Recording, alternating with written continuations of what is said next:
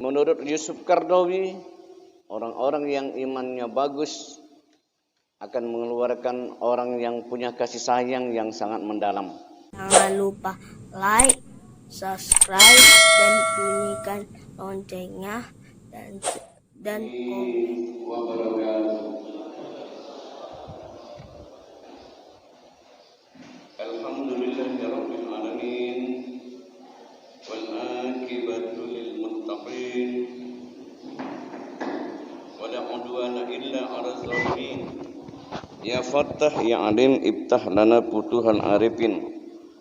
Rabbi yassir wa la tu'assir. Rabbi tammim bil khairi ajma'in wa ba'du.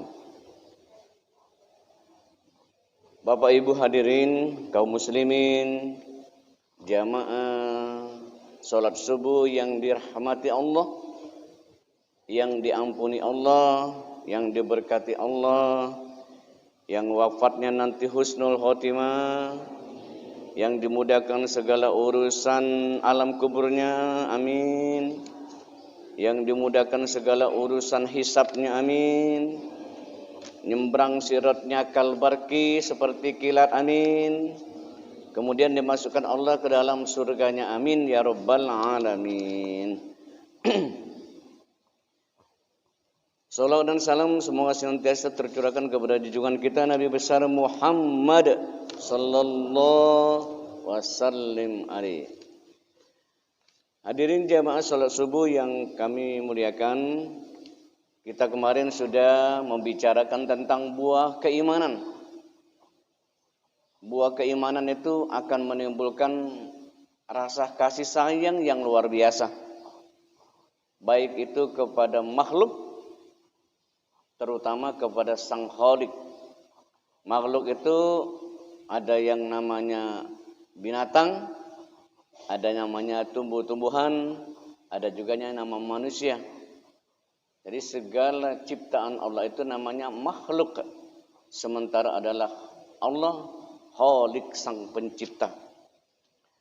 Oleh karena itu, menurut Yusuf Qaradawi, orang-orang yang imannya bagus akan mengeluarkan orang yang punya kasih sayang yang sangat mendalam, baik itu kepada sesama makhluk maupun kepada Allah Subhanahu wa taala. Kemudian pada kali ini saya ingin sedikit menggambarkan bahwa orang yang imannya bagus, pengaruh dalam hidupnya,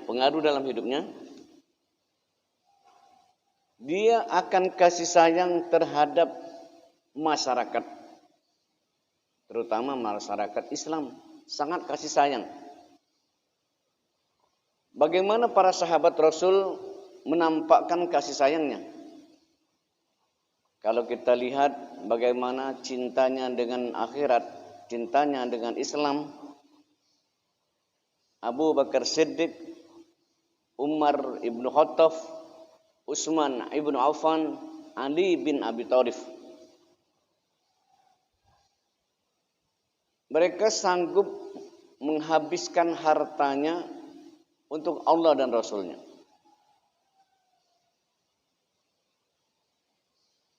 Orang imannya bagus, mereka mengeluarkan hartanya untuk kepentingan masyarakat. Ada orang miskin di sekitar rumahnya, di sekolahnya, di sekolah anak-anaknya. Kau tidak sekolah, diam kau sekolah, aku yang menjawabnya. Pokoknya kau sekolah. Kenapa demikian?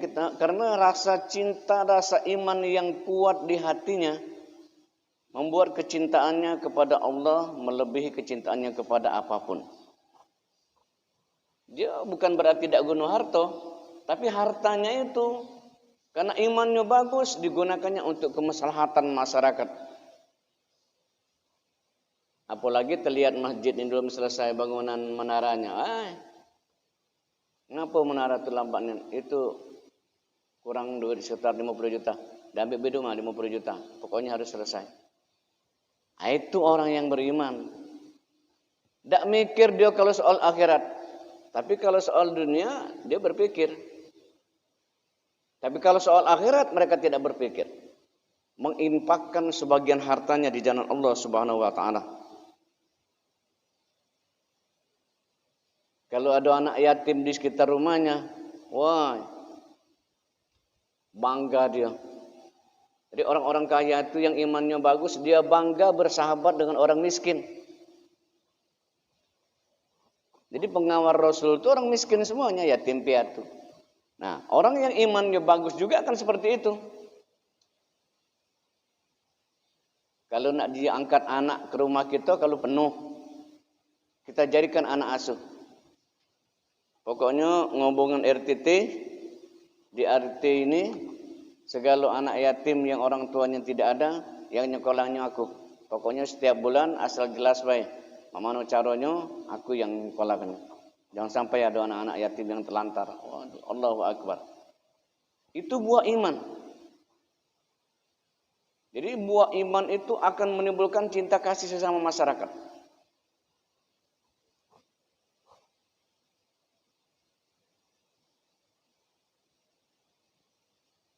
Kita ini punya hak ditambah sesama muslim itu diantaranya adalah saling jenguk kalau sakit. Nah, orang yang imannya bagus kemudian menggunakan hartanya jalan Allah, kalau ada orang sakit, dia keluarkan uangnya untuk orang sakit. Makanya kalau dia sudah naik haji sekali, di sebelah rumahnya orang sakit membutuhkan pertolongan untuk operasi, orang itu lebih memilih naik haji, itu dia tidak punya iman sebenarnya. Itu kalau konsep iman yang sesungguhnya. Justru menolong orang yang ada di sekitar rumahnya lebih mulia ketimbang dia naik haji yang kedua kali. Kenapa demikian? Naik haji yang kedua kali itu sunat, tidak ada wajibnya. Sunat. Tapi kalau ada uang, cukup bekal aman jalan, naik haji itu wajib. Cuman wajibnya satu kali. Jadi tangganya, rumahnya rubuh. Bocor atapnya galau-galau. Nak tidur kat tempat. Dia banyak duit untuk setoran haji tahun depan. Aku tuh ada duit 20 juta tuh untuk setor haji. Tak baca aku nolong kau. Nah, itu orang dekat iman itu. Tidak usahlah berangkat haji. Dem, daripada kamu basah, ngomong dengan rumahnya, Bu, kita ambil duit di ini, apa namanya itu, bank. Dem, kita kasih dia, kau kasihan, kau jangan malam tadi. Duit dak kate ini, nak minta dengan siapa dak kate. Ambil duit 20 juta. Buatlah. Itu buah keimanan. Jadi kalau ada yang tidak peduli semacam itu, apa artinya? Mereka tidak punya iman. Tapi kita dinikah nih, hidupnya pas-pasan galau. Ada beberapa orang saja yang kaya. Kita nih, kadang-kadang mikir diri kita dewek bagi susah. Betul tak kira-kira? Itu tuh saya bicarakan konsep idealnya orang yang punya iman kebenaran, duitnya banyak. Namun kita tidak pacak, kita itu ada seng-seng buruk sebelah rumah kita, kasihkan dia. Kami tidak ngasih apa, duit dah katik nak. Ada seng rumah tu. Atau lebih-lebih keramik, nah ambil lah. Tak apa-apa belang-beling, yang penting lantainya dak ini. Bisa seperti itu cukuplah. Artinya ada rasa sayang kita dengan orang lain dan teman-teman kita. Namun kejamnya, mati dia pergi. Bukan perlu urusan kita. Nak hidup, tarik nyawa. Nah, itulah yang zalim, kejam. Jadi buah dari keimanan terhadap masyarakat kita lihat. Mereka sanggup mengorbankan segalanya untuk orang lain karena kasih sayang. Fabima rahmatin minallah lintalahum walau kunta fazzan khalizal qalbi lan faddu min hawlik. Karena rahmat Tuhanmu lah kau bisa timbul dalam hatimu kasih sayang. Fabima rahmatin minallah lintalahum. Dengan rahmat yang Allah berikan kepada kita, maka kita berlaku lemah lembut, kasih sayang dengan orang lain.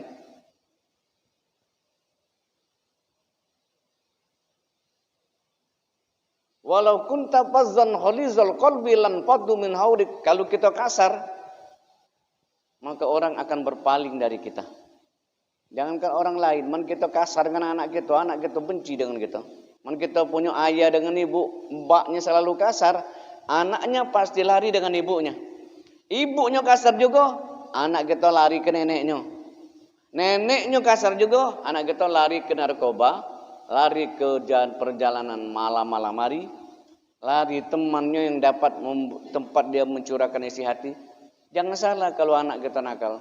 Kadang-kadang kita di rumah terlalu kejam dengan anak. Anak itu bukan harus dikejami, tapi harus disayangi. Ini dikejam, otoriter. Otoriter itu bagus pada waktu-waktu tertentu. Sebab anak itu kalau dekati tempat berlindung, dia mencari perlindungan tempat lain. Kalau betino tempat perlindungannya lanang.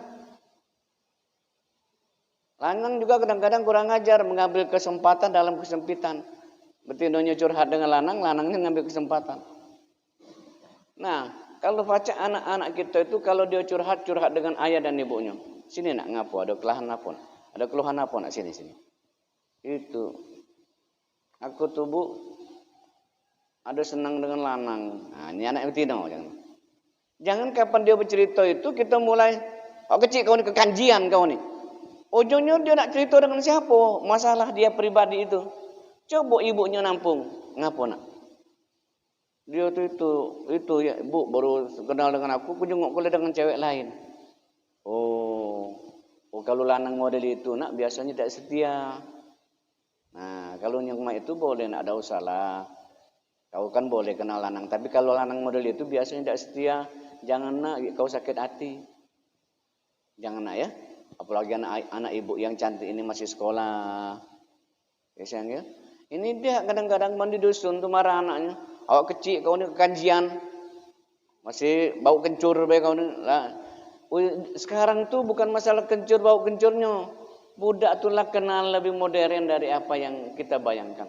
Tinggal lagi orang tuanya membimbing mendampinginya. Jadi anak itu jadikan teman.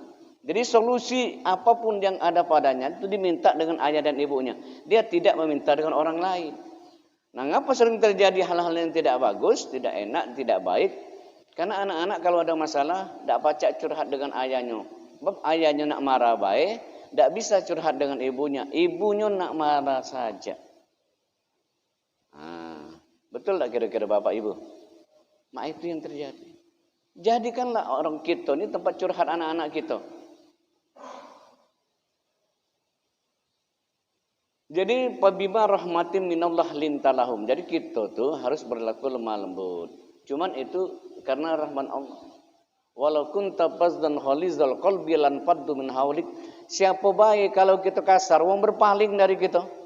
Jangankan dengan suara verbal mulut kita yang kasar, dengan gaya kita yang kasar bae, orang sudah ngeri juga gitu. Ngapa bapak itu kasarnya? Enak nih ada sakunya. Nah, ada yang mulutnya, waduh mulut betina itu janganlah. Alangkah kasarnya. Kalau berbunyi kuat dak apa. Biasa baik mulut meradak tuh, itu biasa baik sama-sama berkawan-kawan tuh. Apalagi betina, memang mulut cak itulah. Nah, cuman yang kasar dimaksud di sini, kasar membuat orang tuh sakit hati karena omongannya. Sekedar dia bunyinya kuat. On daerah Rupit itu kuat kalau bunyi. Karena orang dusun Rupit itu rata-rata dia dibatasi oleh sungai yang besar. Dan ini komunikasinya manggil orang itu harus kuat. Kan lah biasa manggil antara sungai dengan sungai kuat. Coba bayangkan orang di Biaro Baru itu ada Biaro Baru, dusun kami itu ada Biaro Lamo.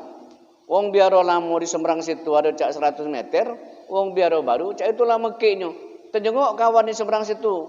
Dul. Kuat nian, mendak kuat, tak terdengar. Nah akhirnya jadi kebiasaan manggil anaknya. Oh Siti. Padahal Siti itu paling-paling 2 meter. Oh Siti. Kian pulau Siti pulau, tak galak dengar. Lah termasuk telingonya, tak dengar. Itu bukan kasar, tapi kuat suaranya. Yang dimaksud Al-Quran ini kasar. Bukan kuat, kasar.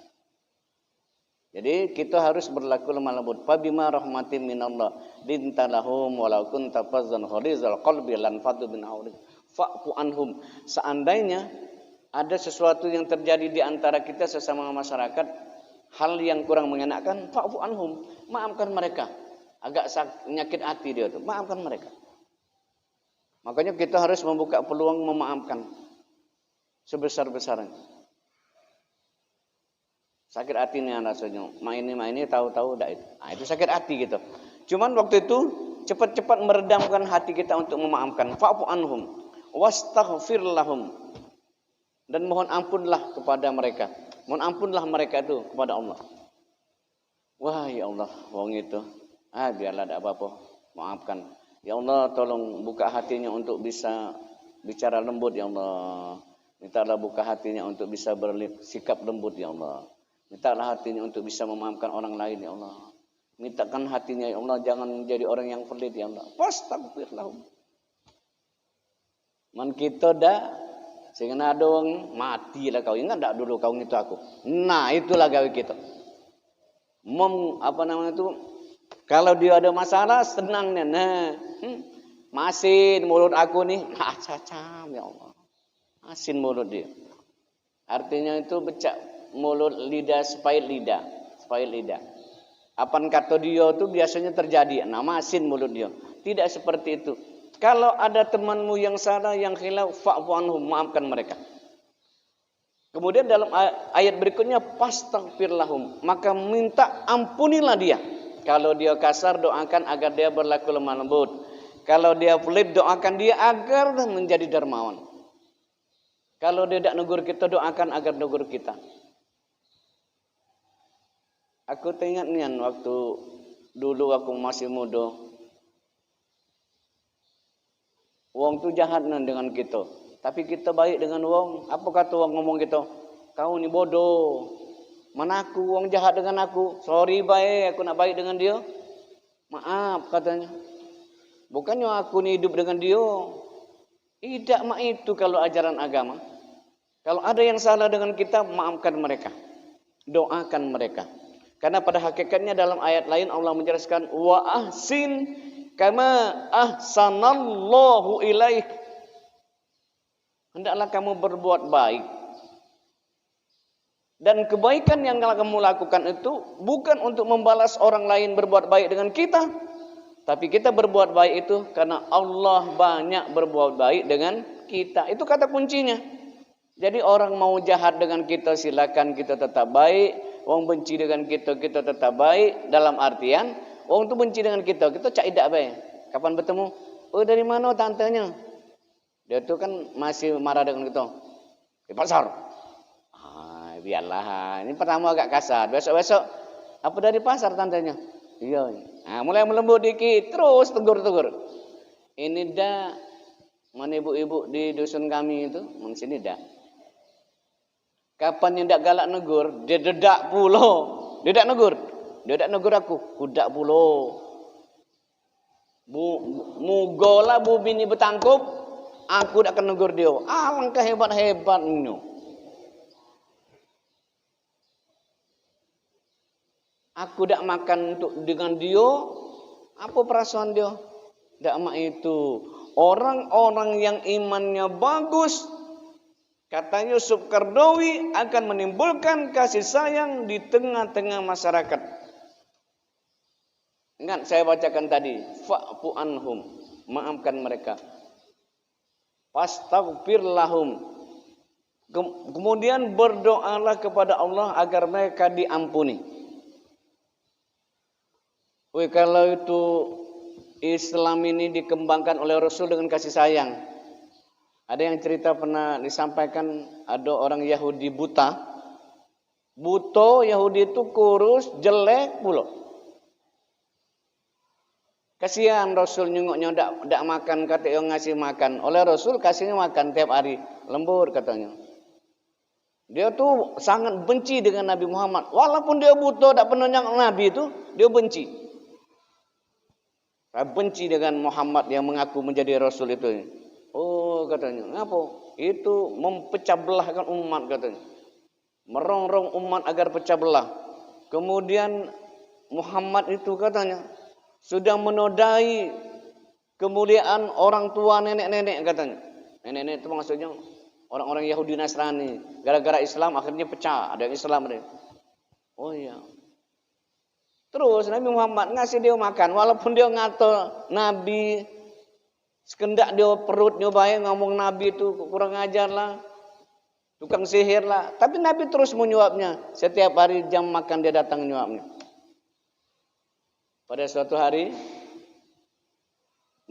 kemudian ketika Rasul meninggal, Rasul ngomong dengan Abu Bakar, Abu Bakar, di simpang 3 itu ada orang Yahudi buta. Kalau nanti saya meninggal, jangan lupa kau kasih makan. Dekati anak ngasihnya makan gitu. Ya Rasul. Datang Abu Bakar pas Rasul meninggal, kembalilah Abu Bakar menyuapnya. Apa kata yang disuap tuh? Kau ini bukan yang lama katanya nyuap ini, pasti orang baru ini. Kalau yang lama itu katanya, lembut nian aku dikasihnya makan, pelan nian masuk mulut katanya. Sambil dia bercerita, hebat nian siapalah dia. Pasti kau tuh bukan yang kemarin. Iyo kata Abu Bakar, aku bukan yang kemarin. Yang kemarin yang nyuap kau tuh lah ninggal. Dan kalau bahasa kita tuh innalillahi wa inna ilaihi raji'un. Ulah ninggal. Lantas siapa yang luar biasa lembut, kasih sayangnya dia katanya. Merawat aku, ngurusi aku, ngasih aku makan bukan lagi bagus nian dia katanya. Siapa lah itu kira-kira?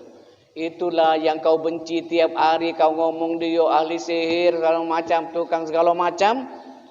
Yang nyuap kau itulah Nabi Muhammad sallallahu alaihi wasallam.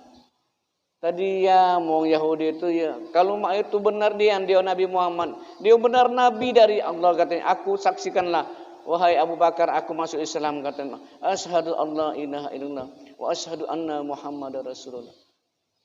Betapa banyak kisah cinta, kisah kasih Rasulullah kepada orang-orang yang kejam, yang kasar kepadanya. Rasul memaafkannya dan mereka masuk Islam. Mereka itu kan zaman Rasul, ini hari menbong kapan dinjuk nak hati nak jantung. Itu nian kita ni kapan dinjuk hati nak jantung. Kapan mulai di baik-baik nak merajoi, jangan sampai dia merajoi.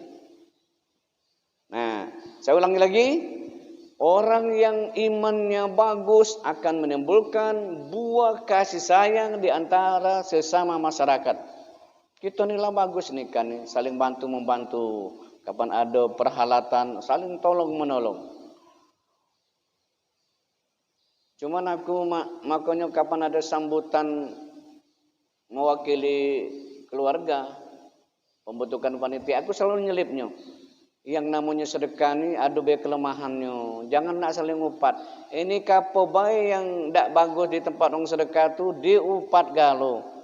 Manusianu tu ini saja wong tu nak boleh pahala laju dosa. Kita nolong wong, kita boleh dosa, pahala tak dapat.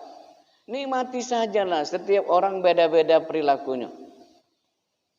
Mungkin dia tak banyak duit, mungkin duitnya pas-pasan. Mungkin pas ketemu orang banyak duit, sekendak dia bayar ngeluarkan duit. Jadi kita tu nikmati sajalah di mana-mana saja tempat orang sedekah tu. Nah itu yang harus kita rubah. Karena kalau itu keluar terus, tak kasih sayang ke kita sesama umat muslim, sesama tetangga. Dia perilaku itu biarlah, harus dipahami, dimaklumilah. Ngapa kadang-kadang dia emosi ditanya ini, palanya lah pening, yang ini nanyo, ini nanyo. Kapan dia jawabannya pas kasar dikit waktu kita tanya, kita maklumkan dia. Fa'fu anhum, maafkan mereka. Astaghfirullah ya Allah. Ngapalah dia jawab agak kasar tadi? Mungkin dia lagi sibuk dan lagi pusing. Makanya kaki ulangi lagi. Oh ya, aku minta maaf ya. Tadi tu agak ngomong kasar aku tadi ya. Iya, minta maaf nih, aku lagi pening nih. Itu cara orang beriman. Orang beriman tu kalau sikapnya tidak cocok, dia merasa salah, terbawa ke rumah. Iya, salah tadi aku. Kaget diklarifikasi. Oh ya, aku tadi itu. Nah itu cara mengklarifikasi orang yang beriman. Dia tidak malu menjelaskan bahwa tadi dia khilaf, dia salah. Ini tidak, matinya begitu.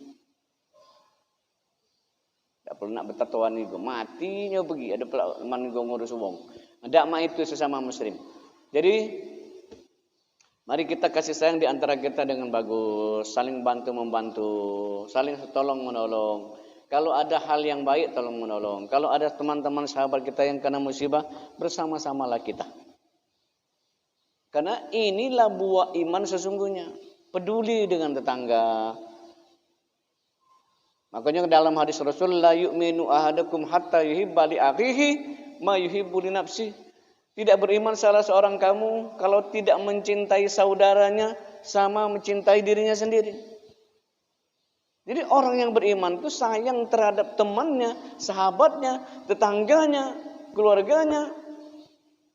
Sama seperti menyayangi dirinya sendiri. Nah, ini. Jadi ini buah iman, pengaruh iman, kata Yusuf Qaradawi yang saya jelaskan ini adalah akan menimbulkan kasih sayang di antara sesama masyarakat. Yang paling penting hidup bermasyarakat ini banyak memaklumi dan banyak memaafkan.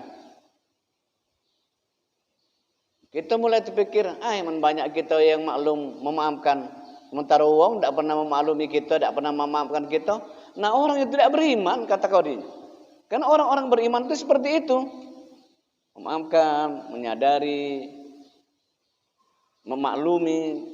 Mungkin dia tadi tidak keliru. Galak nian kita tuh. Panggil-panggil, tak ada jawab. Atau simpang lewat, tak ada tegur. Nah cara kita tuh sambil bermain-main. Nak mana tadi? Aku manggil 2-3 kali. Tak yang jawab-jawab. Kapan kamu manggil? Tadi. Kapan? Jam 2 tadi. Ada. Oh kau ya astagfirullahaladzim. Minta maafnya. Tak sadar aku tuh. Otakku ini lagi kemana tadi? Ceritanya lagi banyak urusan tahu. Berjalan tuh. Pokoknya lurus. Beda ngurus orang. Aku minta maaf ya. Nah maafkan mereka. Mereka keliru. Dan itu sering terjadi di antara kita. Kadang-kadang kita mengambil kebijakan sendiri tanpa kita mengklarifikasi dengan saudara kita. Karena Allah menyebutkan demikian. Kalau ada hal-hal yang memang kita meragukan tentang apanya yang sesungguhnya, harus kita klarifikasi agar tidak ada husnuzon di antara sesama kita. Karena itulah buah iman. Orang-orang imannya bagus akan menimbulkan kasih sayang dan kepedulian sama masyarakat. Dan ingat, orang yang paling baik itu adalah orang yang banyak manfaat untuk orang lain. Khairun nas anfa'ahum linnas. Orang yang paling baik itu orang yang banyak punya manfaat untuk orang lain.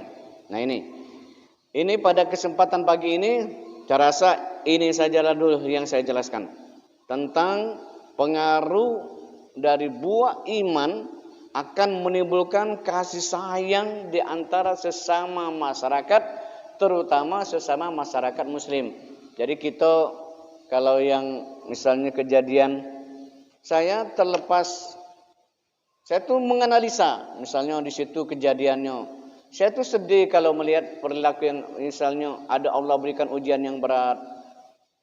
Tapi kalau mengingat perilaku mereka itu memang sudah jauh menantang Allah, saya sedih dengan apa yang terjadi Allah ujikan itu, tapi saya juga berpikir kadang-kadang, ya Allah, wajar kalau Allah mengirimkan musibah sebesar itu. Ternyata apa yang mereka lakukan itu balasan dari kekejaman, kezaliman mereka terhadap Allah Subhanahu wa taala. Zaharul fasadu fil barri wal bahri bima kasabat aylidat liziqahum ba'dallazi amanu. La'allakum yarji'un. Jadi kalau ada musibah yang datang kepada seseorang, kepada sebuah kaum, kepada siapapun, sebenarnya